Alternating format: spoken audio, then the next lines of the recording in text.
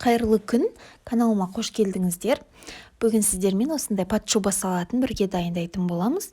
Әрине бұл салатты білмейтін қыз-келіншек жоқ шығар, жасамайтын қыз-келіншек жоқ шығар, бірақ сонда да үйден жасап көрген едім және сіздермен бөлісуді жөн көрдім. Бізге алдымен барлығын осылай пісіріп дайындап алуымыз керек және барлығын теркіден өткізіп алуымыз керек. Одан кейін осындай арнайы жинайтын ыдысты алып, балығымызды саламыз. Алдымен шпрот балығы менде.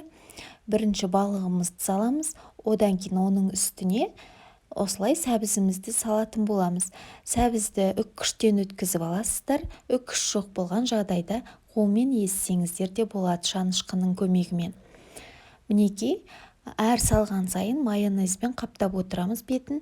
Майонездің мөлшерінде өздеріңіз біліп отырасыздар, қаншалықты салатындарыңызды. Мінекей, одан кейін картобымызды да езіп алып, картобымызды да салатын боламыз. Майонез жағамыз тағы да картоптың үстіне. Одан кейін қызылшамызды салатын боламыз. Қызылшамыздың үстіне де майонезімізді қосамыз. Мінекей, қызылшамызды да күштен өткізіп аламыз. Барлығын ең алдымен жақсылап пісіріп аласыздар. Одан кейін барлығын теркіден өткізіп дайындап қоясыздар.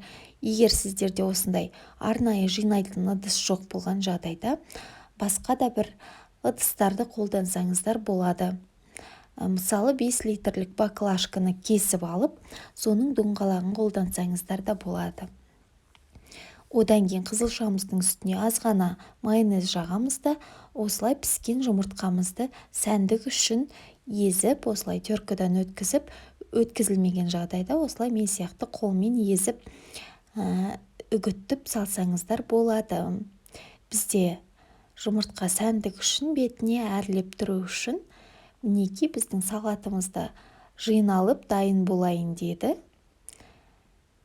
Осылай жинап алсаңыздар өте дәмді шығады. Бір чайдан ақ жоқ болып кететін салат қой. Әрі пайдалы. Сондықтан да жасап көріңіздер. Мінекей, ақырындап жинайтын ыдысымызды аламыз да. Өте дәмді, керемет болып шықты. Сіздерде егер мүлде бұндай ыдыс табылмаса жинайтын, жай ғана доңғалақ етіп жасай берсеңіздер болады. Осылай торт сияқты болып шықты. Жасап көріңіздер, барлығыңызға ас болсын. Рахмет.